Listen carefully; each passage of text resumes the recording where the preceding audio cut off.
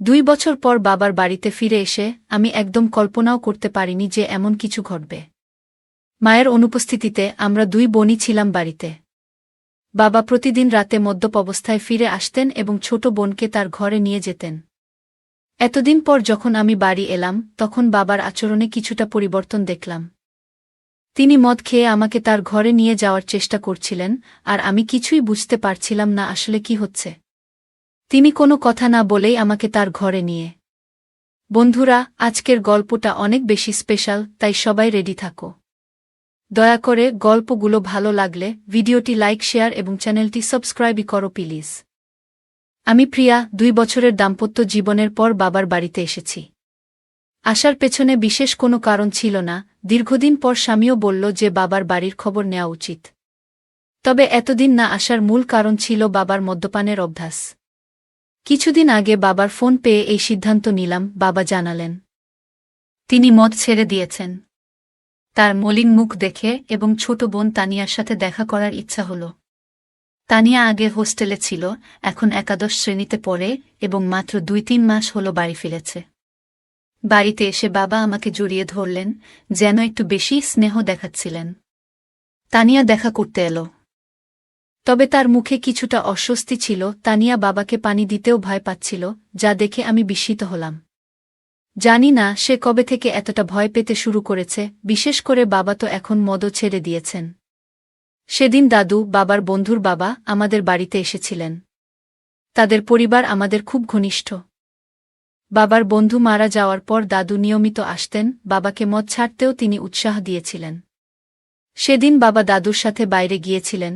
যখন বাবা ফিরে এলেন তখন তার মদ্যপ অবস্থায় দেখে আমি বিস্মিত হলাম। দাদু বললেন, মেয়ে, তোমার বাবার খেয়াল রেখো। তাকে কতবার বলেছি মদ ছেড়ে দিতে, কিন্তু আজ সে মদ্যপানের কারণ হিসেবে বলল যে তার মেয়ে 2 বছর পর বাড়ি এসেছে। আসলেই তোমার বাবা খুব জটিল মানুষ। আমি যখন বাবাকে তার ঘরে পৌঁছে দিতে যাচ্ছিলাম তখন তিনি আমাকে এমনভাবে ধরে রাখলেন যেন আমি তার স্ত্রী। পরের দিন সকালে শ্বশুরবাড়ি ফেরার জন্য প্রস্তুত হলে বাবা আমাকে থামিয়ে বললেন, কোথায় যাচ্ছ? এসেছ তো মাত্র 1 দিন হয়েছে। আমি জবাব দিলাম, আপনি যদি মদ না ছাড়েন তাহলে আমি আর এখানে থাকব না, তানিয়াকেও নিয়ে যাচ্ছি। আমার কথায় বাবা বিচলিত হয়ে পড়লেন। তানিয়া বাবার সৎ মেয়ে হলেও তিনি তাকে নিজের মেয়ের মতোই দেখেছেন। মায়ের মৃত্যুর পর বাবার দ্বিতীয় বিয়েতে তানিয়া আমাদের জীবনে আসে। আমি তানিয়াকে সবসময় নিজের ছোট বোনের মতোই ভালোবেসেছি। বাবার প্রতিশ্রুতি অনুযায়ী আমি আরও কিছুদিন থাকার সিদ্ধান্ত নিলাম। 1-2 দিন পর আমি তানিয়াকে নিয়ে বাজারে গেলাম। তার জন্য অনেক সুন্দর পোশাক এবং মেকআপের সামগ্রী কিনলাম। বাড়ি ফিরে আমি তানিয়াকে বললাম নতুন পোশাকগুলো পরে দেখতে। একটি পোশাক তাকে বিশেষ সুন্দর লাগছিল। আমি তাকে সাজতে বললাম, আর নতুন পোশাকে সে অপূর্ব লাগছিল। তার এই রূপের কিছু ছবি মোবাইলে তুলছিলাম। ঠিক তখনই বাবা বাড়ি ফিরে এলেন। বাবা তানিয়াকে দেখে মুগ্ধ হয়ে গেলেন।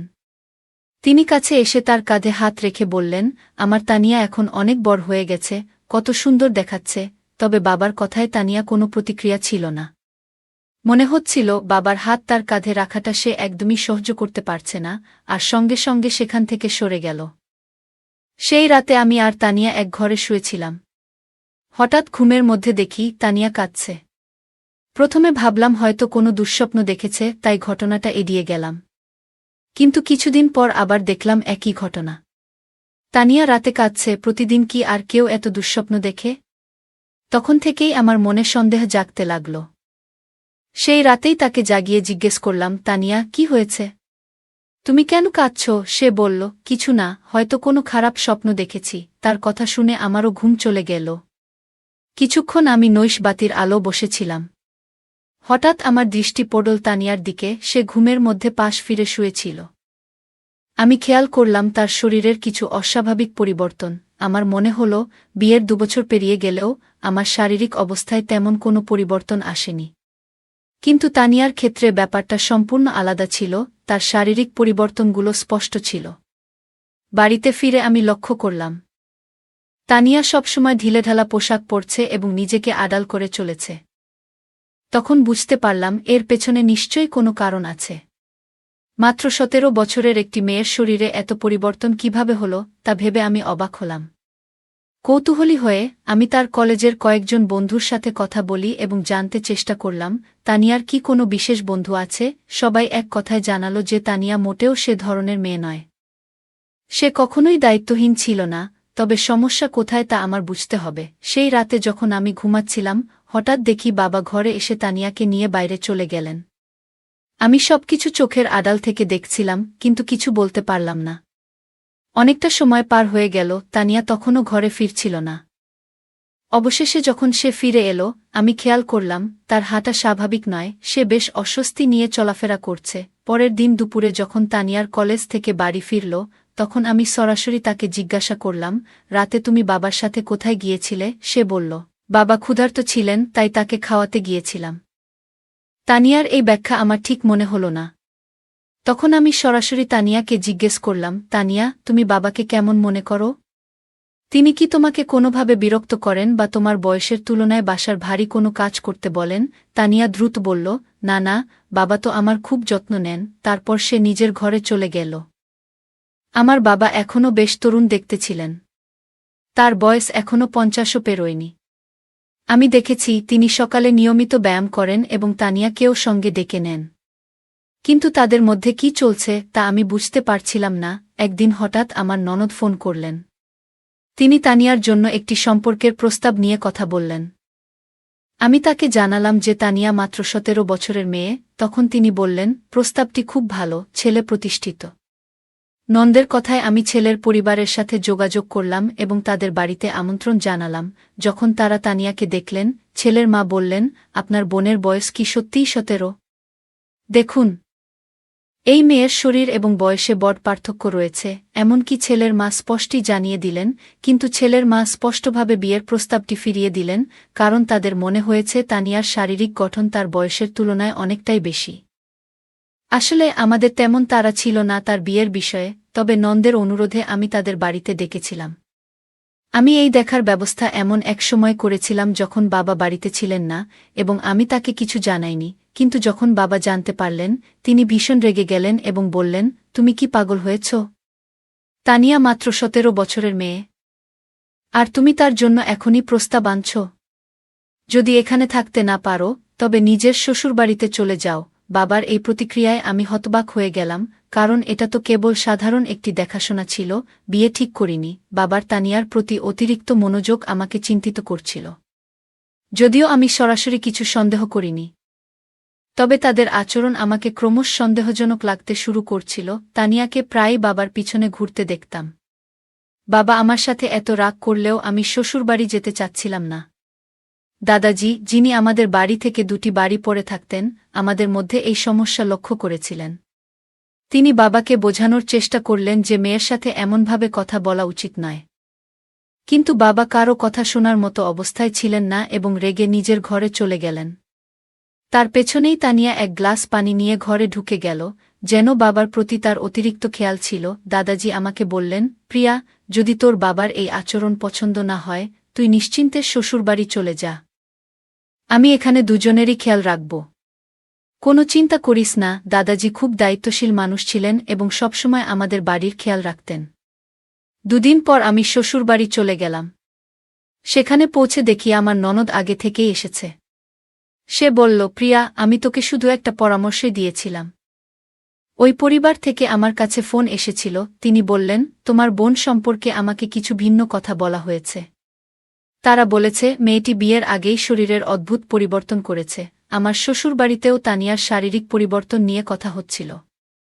এরপর ননদ আমাকে বললেন, প্রিয়া, রাগ করো না। তবে এখনও তোমার হাতে সময় আছে। তুমি এখনই ভালো কোনো পরিবারের সাথে তানিয়ার বিয়ের ব্যবস্থা করো। কারণ তার বয়স বাড়লে শরীরের পরিবর্তন আরও বেশি হবে, তখন তার জন্য উপযুক্ত পাত্র খুঁজে পাওয়া কঠিন হয়ে যাবে। নন্দের কথা সত্যিই ছিল। আমি তার কাছ থেকে আরও 4-5টি প্রস্তাবের যোগাযোগ নম্বর নিলাম এবং সরাসরি আমার বাবার বাড়িতে চলে গেলাম। সেখানে গিয়ে বাবাকে স্পষ্ট বললাম, আমি তানিয়ার জন্য সম্পর্ক দেখতে শুরু করেছি। বাবা এতে রেগে গেলেন, কিন্তু আমি তার রাগের পরোয়া করলাম না, কারণ আমি আমার বোনের ভবিষ্যৎ নিয়ে চিন্তিত ছিলাম। বাবা তর্ক করে বললেন, তানিয়ার বিয়ে হয়ে গেলেও আমি কিভাবে এই বাড়িতে একা থাকব? তোমার মা চলে যাওয়ার পর তানিয়া আমার জন্য মায়ের মতো হয়ে উঠেছে। বাবার কথা শুনে আমি কিছুটা বিরক্ত হয়ে বললাম, আপনার স্ত্রীর মতো বলতে চান? মানে সে খুব যত্নশীল। তিনি সঙ্গে সঙ্গে কথা ঠিক করে বললেন, মানে সে আমার খুব খেয়াল রাখে। তার বিয়ের পর আমার দেখাশোনা কে করবে? আমি বাবাকে বললাম, আপনার পেনশন তো আসে। আপনি একজন সেবিকা রাখতে পারেন, যিনি ২৪ ঘণ্টা আপনার যত্ন নেবেন। আসলে বাবাকে বোঝানোর প্রয়োজন ছিল না, কারণ তানিয়া সবসময় আমার কথা শুনত। আমার দেখা ৪-৫টি সম্পর্কের মধ্যে একটি পরিবার তানিয়াকে পছন্দ করেছিল। সেই পরিবার আমাদের শহরেই ছিল এবং ছেলেটি একটি বড় কোম্পানিতে চাকরি করত।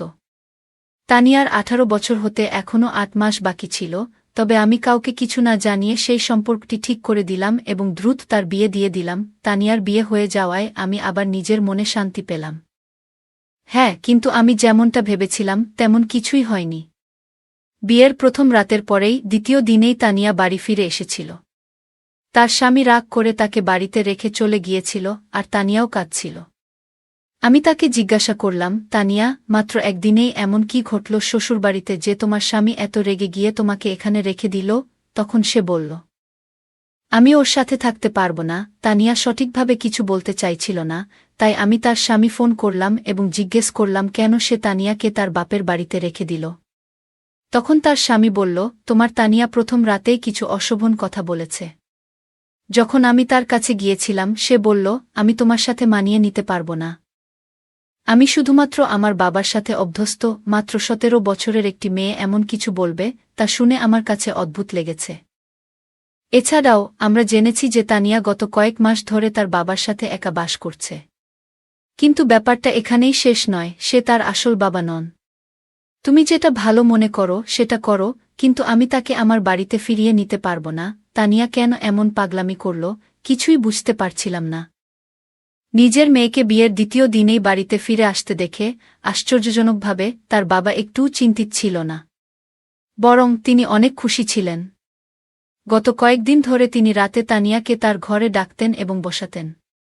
কিছুদিন পর আমার সামনেই তিনি তানিয়ার জন্য কিছু পোশাক কিনেছিলেন, যা তার দেহের মাপে যথেষ্ট ছোট ছিল। তখন তানিয়া সেই পোশাকগুলো পরেনি, কিন্তু রবিবার আমি যখন আমার বান্ধবীর বাড়ি গিয়েছিলাম, সেখান থেকে ফিরে এসে আমি দেখলাম যে তানিয়া সেই ছোট পোশাক পরে বাড়ির মধ্যে ঘুরে বেড়াচ্ছে। আমার চোখ অবাক হয়ে গিয়েছিল, কারণ সে তার বাবার সামনে ছোট পোশাক পরে হাঁটছিল। বাবা যেভাবে তাকে দেখছিলেন সেটা দেখে আমি সাথে সাথেই তানিয়ার হাত ধরে তাকে আমার ঘরে নিয়ে গেলাম এবং বললাম, তানিয়া, এখন তুমি আর ছোট নেই, একবার নিজেকে আয়নায় দেখো। বাবার সামনে এমন ছোট পোশাক পরে ঘুরে বেড়ানো ঠিক নয়। তানিয়া আমার কথাগুলো শান্তভাবে শুনল, কিন্তু কোনো উত্তর দিল না। সেদিন রাতে আমি ঘুমাচ্ছিলাম। তখন হঠাৎ আমার মনে হলো যেন কেউ আমাকে ধাক্কা দিয়েছে। ঘুম ভেঙে দেখি পাশে তানিয়া নেই। আমি তাকিয়ে দেখলাম সে ঘর থেকে বাইরে যাচ্ছিল। আমি তার পেছনে পেছনে গেলাম এবং দেখলাম সে বাবার ঘরের সামনে দাঁড়িয়ে আছে। আমি পেছন থেকে ডাকলাম, তানিয়া, এত রাতে কোথায় যাচ্ছ? কিন্তু সে আমার কথার কোনো উত্তর দিল না। এমনকি আমার দিকে তাকালো না। আমি তার সামনে এসে দাঁড়ালাম এবং তখন বুঝলাম তানিয়া আসলে ঘুমের মধ্যে হাঁটছিল। পরের দিন সকালে আমি তাকে জিজ্ঞেস করলাম, তানিয়া, তোমার কি ঘুমের মধ্যে হাঁটার সমস্যা আছে? সে বলল, আমারও ঠিক জানা নেই, আমি রাতে ঘুমের মধ্যে হাঁটি, কিন্তু কিছুই মনে থাকে না। আমরা যখন কথা বলছিলাম তখন আমার স্বামীর ফোন এলো। তিনি কয়েকদিনের মধ্যে আমাকে নিয়ে যেতে আসবেন বলে জানালেন।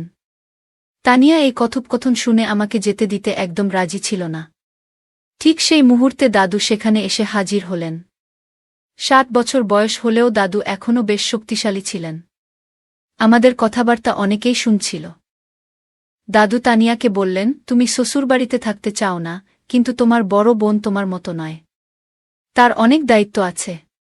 বাপের বাড়ি মেয়েদের জন্য অল্প সময়ের জায়গা। তাকে তার দায়িত্ব পালন করতে হবে, তাকে বাধা দিও না। দাদু তানিয়ার কাঁধে হাত রেখে কথা বলছিলেন, কিন্তু হঠাৎ তানিয়া দাদুর হাত ঝেড়ে ফেলল এবং বলল, আমাকে অযথা উপদেশ দেবেন না। সে আমার বোন, তার সাথে কি কথা বলতে হবে সেটা আমি নিজেই দেখে নেব। আপনি নিজের বিষয়টা দেখুন। তানিয়ার এমন অদ্ভুত আচরণ আমারও ভালো লাগেনি।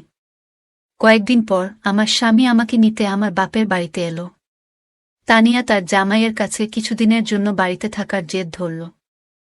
আমার স্বামীও তানিয়ার জেদ দেখে রাজি হয়ে গেলেন। আমার স্বামী আমাকে বলল, প্রিয়া, তুমি গত কয়েকদিন ধরে বাপের বাড়িতে আছো, এই সময়ে তোমার বোনের সাথে অনেক কিছু ঘটেছে। তুমি একবারও তার সাথে এ বিষয়ে কথা বলেছ? আমি বললাম, এ নিয়ে কথা বলার কি আছে? যা হচ্ছে সবই সে নিজের ইচ্ছেতে করছে। আমার কথা শুনে স্বামী শুধু মাথা নাড়ল, কিছু বলল না।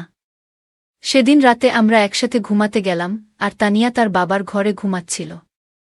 পরের দিন আমরা সবাই ছোট্ট একটি ট্রিপে যাওয়ার পরিকল্পনা করেছিলাম। সকালে উঠে দেখলাম তানিয়া বাবার ঘর থেকে বের হয়নি।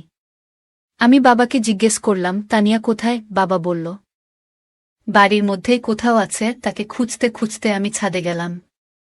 সেখানে দেখলাম তানিয়া এক কোণে বসে কাঁদছে এবং বারবার তার পেট চেপে ধরছে। আমি বললাম, তানিয়া, তোমার কি পেট ব্যথা করছে? তুমি এখানে একা বসে আছো কেন? সে কোনো উত্তর দিতে চাচ্ছিল না। আমি আবার বললাম, তানিয়া, তুমি তো তোমার জামাইকে এখানে থাকার জন্য জেদ করেছিলে। তোমার জামাই পুরো ট্রিপের আয়োজন করেছে। আমরা বাইরে ঘুরতে যাচ্ছি, আর তুমি এখানে কাঁদছ। ঠিক করে বলো, কি হয়েছে তোমার? আমি যখন কথা বলছিলাম, হঠাৎ তানিয়া আমাকে জড়িয়ে ধরে আরও জোরে কাঁদতে শুরু করল। সে বলল, দিদি, আমি কোথাও যেতে চাই না, তুমি বাবাকে নিয়ে যাও। আজ আমি আমার স্বামীকে ভীষণ মিস করছি। তানিয়া হঠাৎ করে তার স্বামীকে কেন এত মনে পড়ছে সেটা আমি বুঝতে পারছিলাম না। আমি তানিয়ার কথা কিছুতেই বুঝতে পারছিলাম না, তাই তাকে ঘরে নিয়ে এলাম। ঘরে এসে সে নিজের ঘরে ঢুকে চুপচাপ হয়ে গেল। তখন আমি বাবাকে বললাম, তানিয়ার শরীর হয়তো ভালো নেই, কাল তাকে নিয়ে বাইরে ঘুরতে যাব। বাবা সেদিন ছুটিতে ছিলেন, কিন্তু হঠাৎ মনে পড়ল জরুরি কিছু কাজ বাকি আছে। তিনি বললেন, তোমরা ঘুরতে যাও, আমি কাজে যাচ্ছি। বাবার আচরণ আমার কাছে অদ্ভুত লাগল। তিনি বাড়িতে থাকার কথা বলেছিলেন, অথচ এখন কাজের অজুহাত দিচ্ছেন। তানিয়া বলল, আমি যতই অসুস্থ থাকি, তোমাদের সাথে বাইরে যাব। আমি জানতাম তার শরীর ভালো নেই, তাই বললাম, আজ তুমি বিশ্রাম করো, কাল আমরা বাইরে যাব। পরে বাবা আর তানিয়া আমাদের সাথে বাইরে গেলেন না, কিন্তু আমি আর আমার স্বামী ঘোরার পরিকল্পনা বাতিল না করেই বেরিয়ে পড়লাম। সন্ধ্যায় তানিয়া স্বামীকে নিয়ে বাড়ি ফিরে দেখি, তানিয়ার ঘর থেকে কিছু অদ্ভুত আওয়াজ আসছে। তার সেই আওয়াজ শুনে আমরা ভীষণ ভয় পেয়ে গেলাম। আমরা দৌড়ে তার ঘরের কাছে গেলাম, কিন্তু ঘরের দরজা ভেতর থেকে বন্ধ ছিল। আমার স্বামী দরজাটা ভেঙে ফেলল, আর ভেতরে যা দেখলাম তা দেখে আমরা যা দেখলাম তাতে আমরা গভীরভাবে বিচলিত হয়ে পড়েছিলাম। আমার 17 বছরের বোন তানিয়া এমন একজন বৃদ্ধের সাথে ছিল, যার আচরণ একেবারেই অনুচিত ও অপ্রত্যাশিত ছিল। সেই দৃশ্য দেখে আমার স্বামী প্রচণ্ড রেগে গিয়ে সরাসরি সেই ব্যক্তির দিকে এগিয়ে যায় এবং তাকে জিজ্ঞাসা করতে শুরু করে। যখন আমরা বাড়ি থেকে বাইরে ছিলাম, তখন শুধু বাবা আর তানিয়া ছিল ঘরে। কিন্তু যেটা ঘটছিল তার কেন্দ্রে ছিল এক প্রবীণ ব্যক্তি, যিনি প্রায় 60 বছরের। আমি বাবার ঘরে গিয়ে দেখি তিনি সম্পূর্ণভাবে অচেতন অবস্থায় পড়ে আছেন। ঠিক সেই মুহূর্তে তানিয়া আমার কাছে ছুটে এসে জড়িয়ে ধরে। আমি তাকে শান্ত করে জিজ্ঞেস করলাম, তানিয়া, আসলে কি ঘটছে? এই ব্যক্তি কি তোমার সাথে এর আগেও এমন কিছু করেছে? তানিয়া চোখ মুছতে মুছতে বলল, হ্যাঁ দিদি, দাদু অনেকবার আমার প্রতি অন্যায় আচরণ করেছে। এমনকি গতকাল রাতেও তার আচরণ খুবই খারাপ ছিল। দাদু বাবাকে কিছু টাকা ঋণ দিয়েছিলেন, কারণ বাবার বাজে অভ্যাসের জন্য আমাদের বাড়িটা প্রায় বিক্রি হওয়ার পথে ছিল। তখন দাদু আমাদের সাহায্য করেছিলেন। বাবা সেই ঋণ শোধ করতে না পারলে হয়তো আইনগত সমস্যায় পড়ে যেতেন। সে সময় আমি ভেবেছিলাম দাদু একজন ভালো মানুষ, কিন্তু পরে বুঝতে পারলাম তার আসল চেহারা অন্যরকম।